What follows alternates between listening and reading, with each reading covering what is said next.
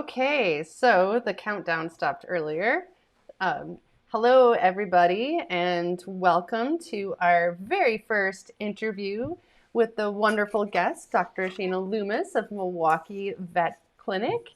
She is going to be here talking with us about all of the questions you may have, but we're starting out with curbside vet care and what that means for you and your pet and your veterinary clinic care team and how we can all work together to help everybody feel comfortable and safe.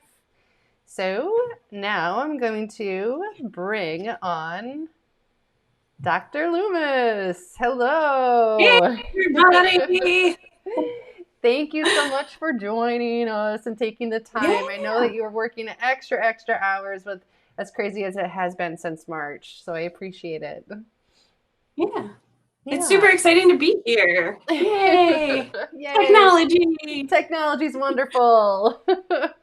So, Yeah. I what I'd like to do is I think I'm going to start out by asking everybody who is here to let us know where in the world are you, and Either. what is your personal pet a little afraid of, or what are you as a guardian afraid of when you guys go to the clinic? That'll help us to warm up the audience and get everybody going. And then in the meantime, we will have Dr. Loomis tell us a bit more about her. Like, where did you get started? Where did you have you worked? Why fear free and why your own clinic? Because it's hard being a small business owner, but it's lovely because you have control over things. So take it Yeah. away. Yeah. So I'm originally from Milwaukee, Wauwatosa area, and I grew up with tons of animals. Actually, just cats, just mainly cats. My parents are big cat lovers. Hi, mom and dad. You're probably watching this at some point. And then decided, hey, let's be a veterinarian. And I went to school at Madison. Loved it there, and it was super fun, super exciting. I got an internship out in New York City, and so I spent 7 years practicing out there. A couple different clinics that I worked at, mainly general practice. Had an amazing clinic when I was out on Staten Island. Pleasant Prairie people, I love you. And really got in love with just owning my place and being my own boss and seeing that you can really make a good difference. You can build something from the ground up and make it your own. And that was really exciting. And it's one of the few skills that I have is veterinary medicine. So I couldn't really start another business if I tried. So me and my partner, Matei, he's an accountant, financial background. We decided to open a clinic together. During a little bit of just before coming to, or while I was opening Milwaukee Vet Clinic, I worked at Norwood Animal Clinic, and that's right when Fear Free started. And so me and the manager there are like, well, this is really interesting, and I think we could fit this into our practice. And so going to a lot of lectures about it, doing the whole training, I was like, I want to build my clinic kind of around these principles. Like, this is how vet medicine should be. Like, you want your puppies to go there. You want your cats to have fun there. That it isn't always this big scary thing. So it's kind of just like how you would want your kid to go to the pediatrician to have some fun there, even though you're probably going to end up getting a shot. But Right. Yeah. that's how we got there, and been open since April of 2019 and enjoying life doing it. So Good. Good. Well, I worth it. love it. And I fear free is how the two of us got connected. So Yep. that's how you found me and reached out, and I was like, "Yay, a full fear-free clinic," which it is something new, and it is wonderful, because I think the hard stumbling block for many um, people bringing their animals in is that if their animals aren't comfortable going to the clinic, they're going to Yeah. be more hesitant in general to want to take their animals. I know I was. I had a fearful stranger danger dog, and she had a poor experience at an ER clinic. And then after that, she was like, "Yep, I'm done going to these veterinary clinics. That freaked me out." So I was lucky that I found a clinic that would let me before this. I was not a trainer. I was just like, I think this is what I need to do to help my dog feel comfortable. So I would just go sit in the lobby and give her some treats, and then I'd leave. So that's what I did, and I was very lucky that I had a clinic that was able to provide that for me and let me do it, and we're Yeah. we're really sweet about it. So yeah. So what aspects of the has changed now that you guys have had to go to curbside only for your care with your clients? Yeah, it's a real big steep learning curve. Mainly just logistics. We're fear free, so we don't want animals mixing with each other, and I need a place where I have a phone, and so the rooms weren't cutting it, and so we've had to be really creative on scheduling, and just kind of staggering patients. And so sometimes you give us a call, and we're like, sorry guys, you have to wait 5 minutes before you can come in. And but we also don't like doing that because maybe the dog doesn't like the car. So Right. it's finding out what works for each patient, working with the owners of just kind of being like, hey, this works, this doesn't. But I think we've been really pleasantly surprised on how animals are reacting to curbside. That once they're in, we've been having more time of just getting them acclimated. Like they get to sit in our treatment area and watch us work, kind of like look at us. All we're doing is occasionally throwing them treats. We've got our pheromones going. We can come over, do a little exam, and then give them a break, come back, do some more. I have my assistant Dominique, who basically sits with your dog most times and gives it treats and pets and occasional nail trim. So Yeah. it's nice to have.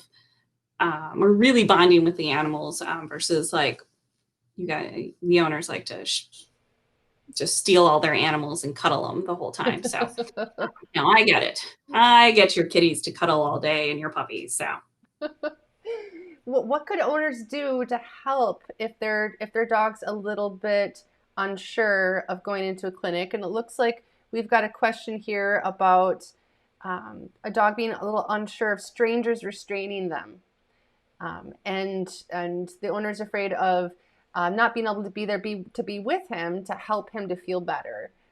So just sometimes just having your person there can help the dogs to feel better and have them to focus on.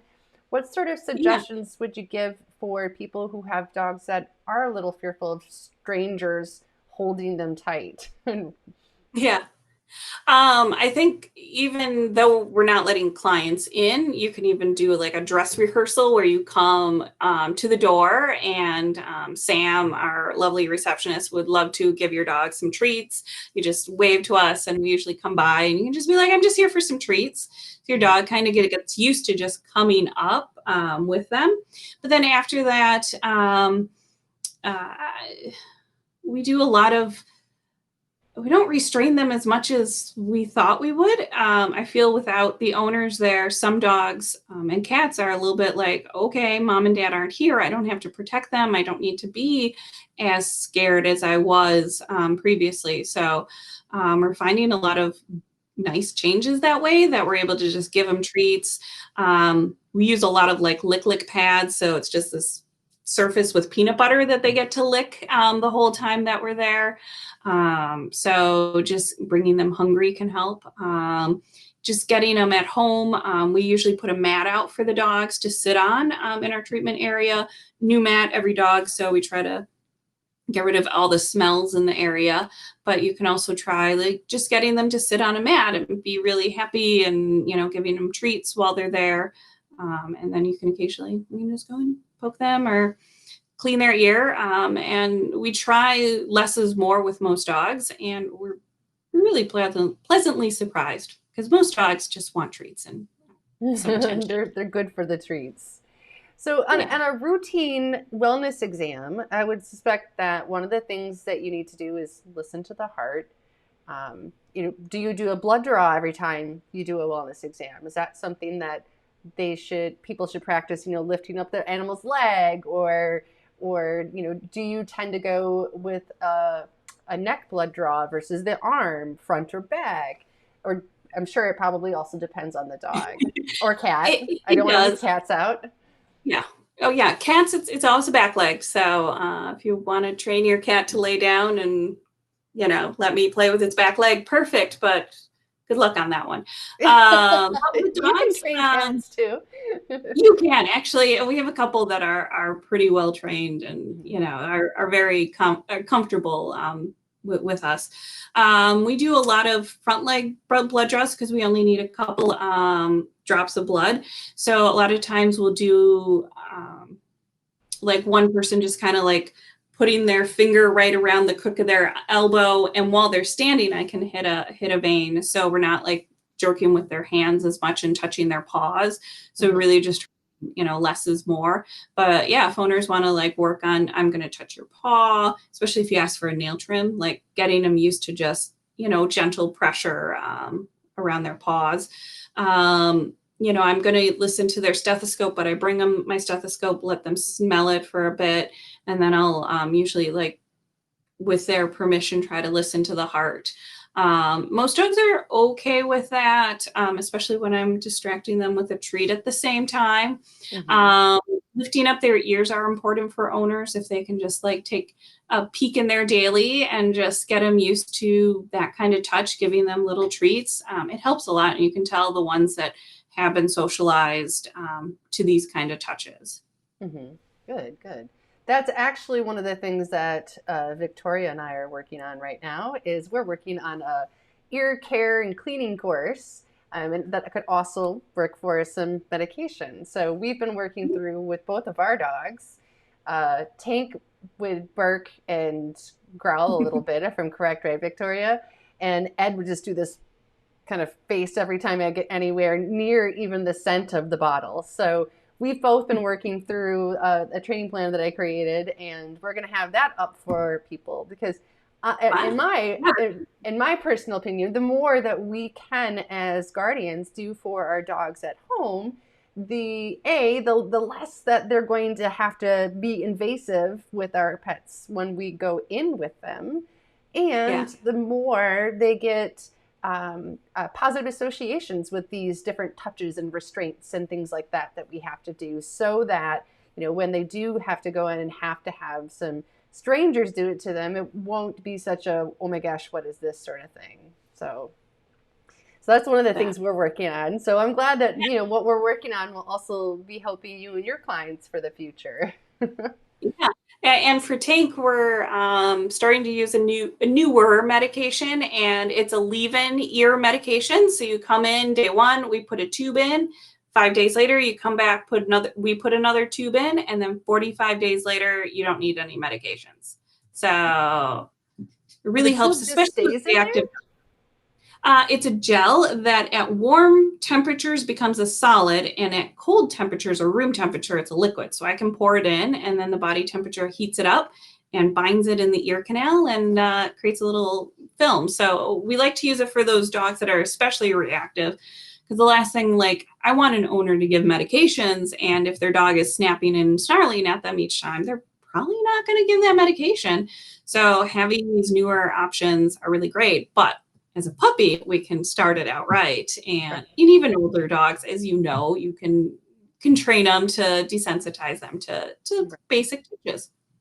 Yeah, it just takes a while, and it takes people being savvy with their dog's body language, because not every dog gives off the same signals that you'll read in a textbook as to if they're happy or not so happy, sort of thing. And I think a big thing is about going at their pace and being able to train that way. And as humans, we're always like, go, go, go, I want it done. So it can be hard for us to slow down and go at our animal's pace when they really especially need it most, when this is something that's scary to them. Yeah. Okay, we have a good question here. Let's see here. Lawyer's asking let's see if I can just pull this bad boy over. Can you read that? Ooh, yeah. What are some big differences between fear-free and regular vets? I have done a certain amount of hours of training to be able to say that I'm fear-free certified, and I've taken tests associated with that, so I can, show that I actually listen to the knowledge and I can, repeat it. And so there are vets that are out there that aren't fear-free, but do fear-free practices. It's just they haven't been certified. A lot of the older guard of how we were supposed to practice is you just get in there and you're going to hold the animal down and you're going to get the treatment done because that's what it needs. And I think in modern day medicine, we can take our time, we can get to know the animal, we can go at their pace.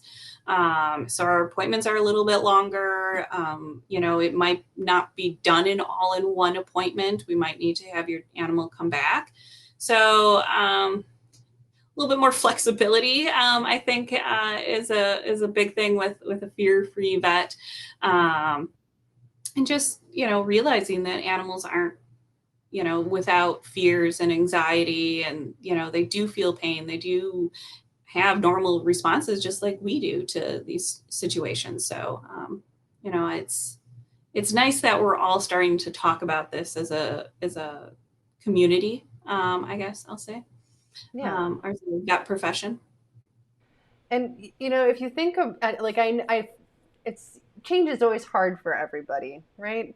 Mhm. So I think it's difficult for some clinics who've been used to just getting it done to make some of these changes. But I think wouldn't it be nicer to have your clients that want to come to you more?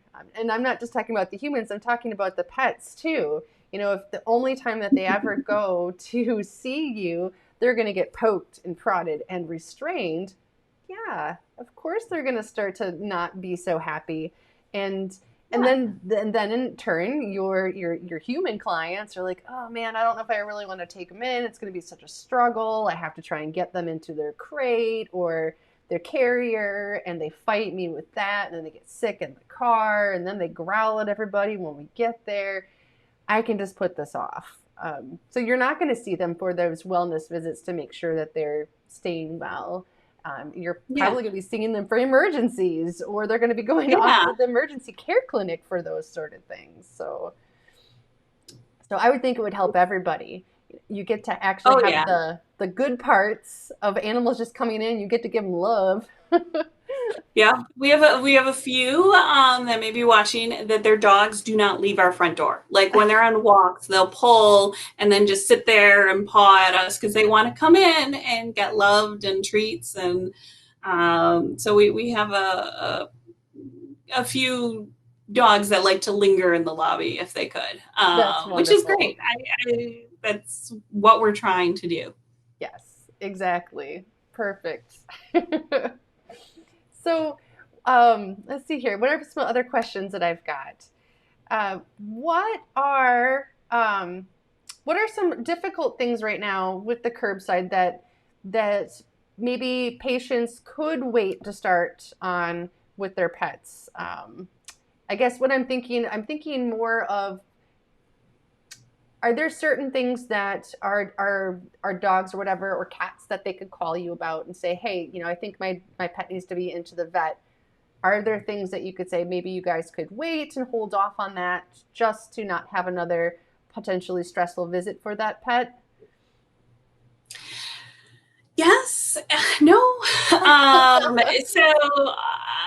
Sam, especially, is really good at answering a lot of questions that owners may have, like, do I really need to bring my pet in for this? Can I try this? Can I try that? And Sam's a great wealth of, like, yeah, or let me check with the doctor and see. Mhm. And especially with how busy we are, that a lot of our clients, if you're already established, sometimes they're like, okay, well, why don't we try this anti-diarrheal and some bland diet and see how your dog does? And if it's not responding, then let's get you back in for an actual exam.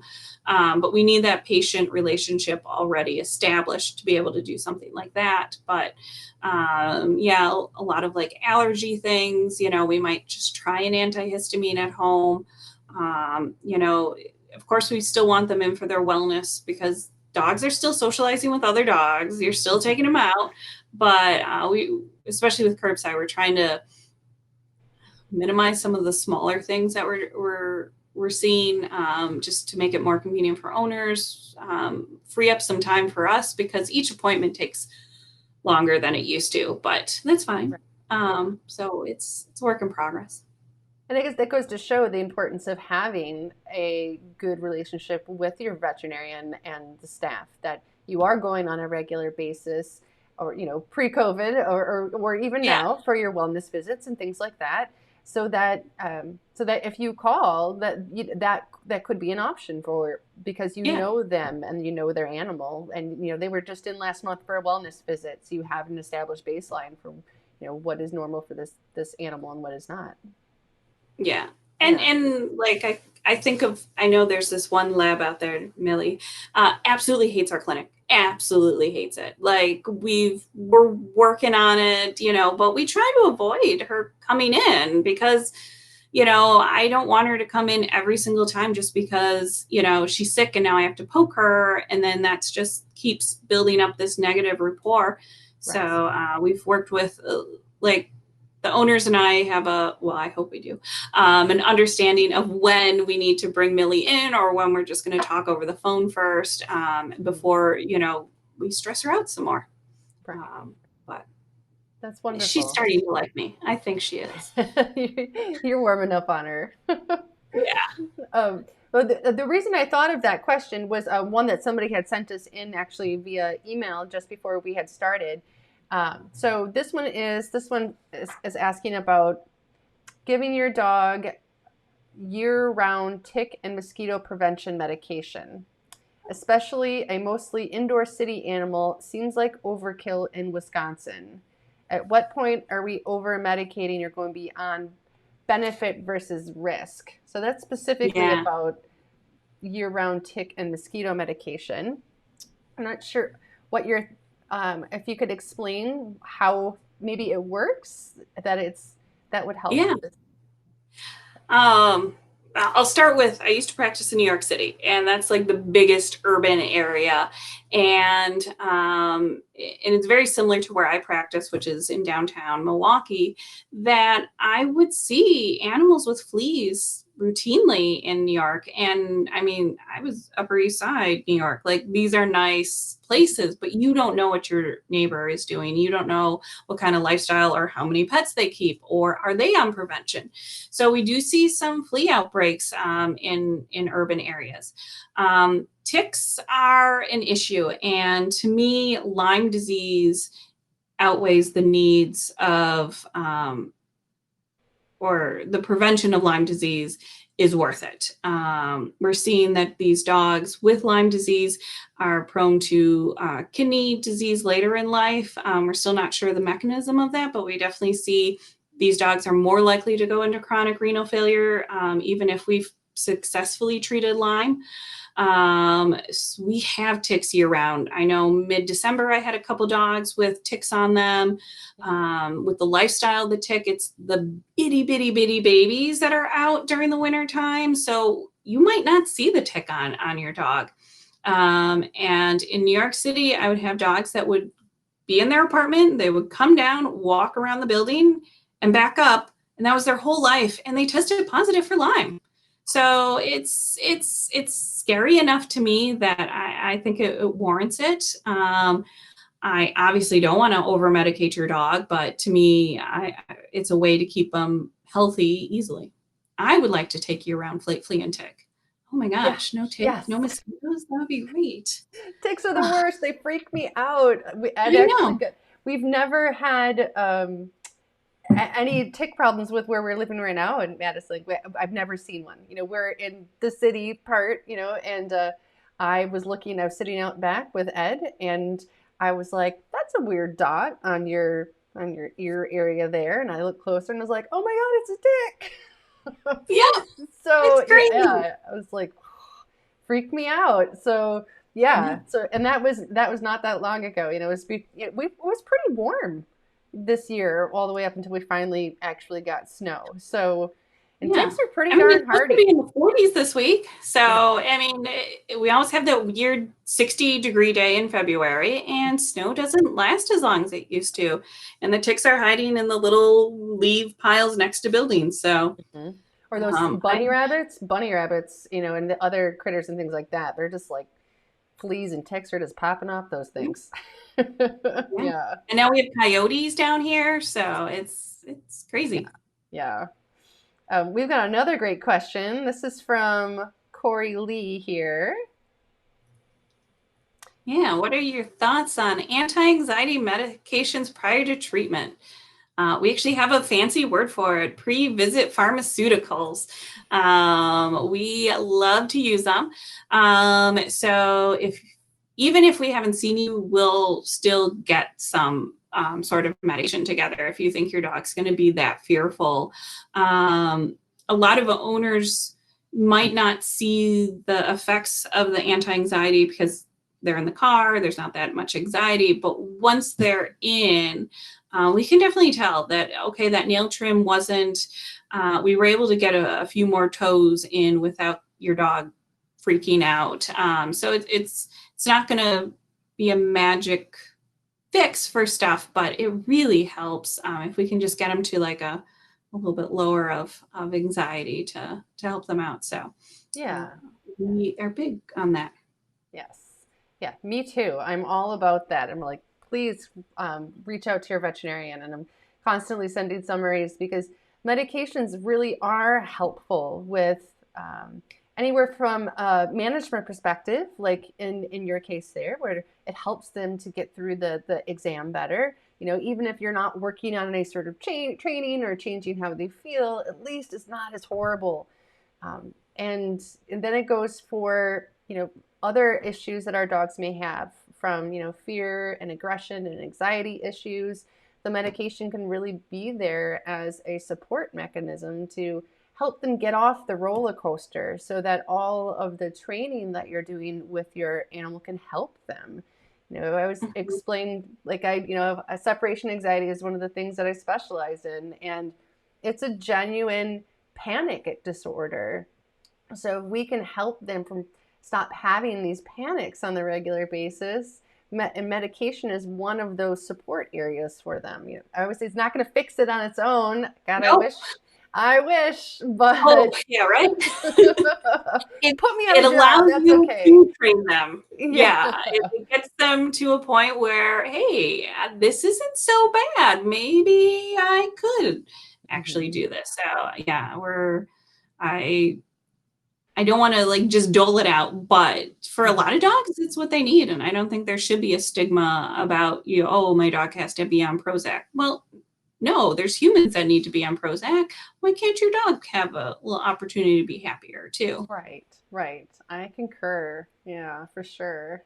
So that was a great question, Corey Lee. Thank you so much for asking that because that is one, Yeah. especially as a trainer or consultant, that I'm a huge advocate for myself. And it's so is Dr. Loomis. There was just one of the reasons why I just love her so much. Just one of the reasons. Okay, so how about a little bit on I guess, sort of a sadder topic? We did have a question about what are the protocols this time, that right now with COVID, as far as if someone has to say goodbye to their animal, if they're going Yeah. to choose to humanely euthanize them, what should they expect for that process? Mostly not like what exactly that you do, but can they come Yeah. in? If they do come in, what sort of things should they be prepared for? Yeah. It's um I wouldn't want my pet to pass without me. So I'm going to make sure that you're able to be there with your pet. We do ask that it's only two people. So if like the rest of the family want to say goodbye, unfortunately, say your goodbyes at home. And then just like two people can come in with your pet. Mhm. If you're having symptoms, maybe, somebody else that you trust can bring them in. We require a mask. And basically, you come in and we usher you into a room right away. And then that way you can be there with your animal. I try not to be there as that often, because I want you to have time with your animal, and so you can say a proper goodbye. You don't need me hovering over you like, oh, and that way, especially in times of COVID, we're trying to reduce the risk of spread. I mean, our clinic, there's 5 of us, so if one of us gets COVID, we're out for at least a week, probably even closer to 2 weeks. So we try to do what we can. We try to disinfect, but I can't tell you that you can't be there with your animal. And if you sneak a kiss in there, like Right. you do, because it's your pet, and it's already a difficult time, and then to add COVID on top of it is just so much worse at this point. But so we try to make some adjustments for everybody. That's wonderful. I mean, yes, it is. It's always hard to say goodbye to your animal, but then especially now, it just seems like it's that much harder. So that's Yeah. wonderful that you're able to provide that for families. So, yeah. Yeah. And I think most clinics in the area are allowing that. I know the emergency clinics, like that's the one time you get to come into. So Hmm. it's their family. They're always your babies. So we want you to be there with them. Good, good. Okay. Lori says, gives us a heart. Tracy Schwab Oh. says, we know Thor needs Prozac. Yeah, we Yay. know. Sure. Thank you for understanding, Tracy. That's it really it sometimes it is hard. I know I was when I first before I even put my dog on medication, I tried everything under the sun except, anything that was actually tested by the FDA and regulated. So it took me a long time to be okay with it. And I wasted a lot of money and a lot of time. So I am very pro drugs now, where I never used to be. But I also understand where people are coming from, and sometimes it just takes some time. But anyways, Yeah. so Moses wholeheartedly endorses his Prozac prescription. Yay! Yes. Yes, Moses. He's getting Yes. so good too. So, Yeah. I ideally I want to get animals off of, medications. And so working with a trainer, that's why okay, let me do it this way. Love you. Because it's about training. It's about desensitizing. It's about working through your emotions. Like, as I tell a lot of owners, I'm your general practitioner. You told me that you're depressed. I'll give you Prozac, but you need to talk to someone. You need to work on a plan to figure out how to get out of that hole. And so your animal can't talk. So trainers, wonderful people, there we go, to help you give those skills, because it can be challenging, and every dog is different, as you can probably understand completely. And yeah, if I can have your dog on a medication for a couple months, awesome. But there's some, just like humans, that just do better on the medications, and it doesn't it's not to just drug your dog up, it's to bring out their true self. Yes. That's not hidden by Prozac, or not hidden by anxiety or panic attacks. Yes, I agree. I said that exact line tonight. I might have learned it from you. Yeah, because I literally remember that happening with my own dog, where I could see one day where it was just like, this is working, and I could just see the relief, and I just didn't realize how much of that anxiety that she was holding. Like, I thought she was a happy, this is when there was no stressors, and I thought she was a perfectly happy girl, and we're just outside and hanging out in the yard, and I was just like, wow, she just looks like so much brighter, and like she enjoys life and being out here. So that's what made me a believer, when I saw such a huge difference that it can make. And not that it's, Yeah.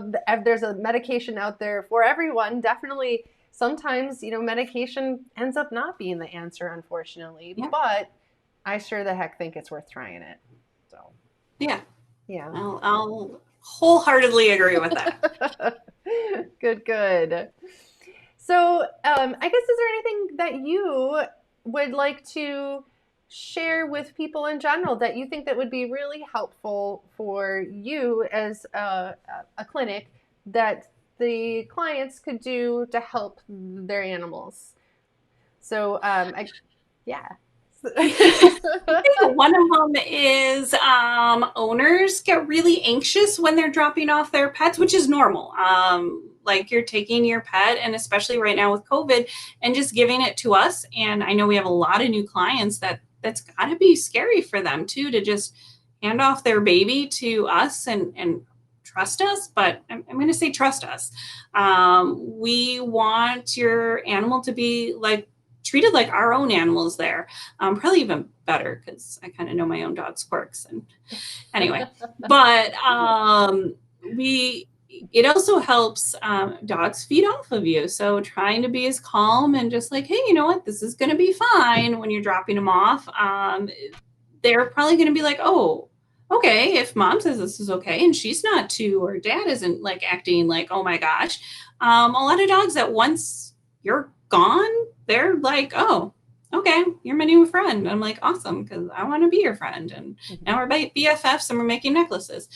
And you've got treats, which helps. Yes, tons of treats. Yes, it's like my daughter. The moment she gets into daycare, she might cry on the way in, but if I turn around and just be like, bye. She's like, oh, well, if mom thinks this is okay for me to be here, it must be. So I think some of it is just, preparing yourself mentally about that this is going to happen.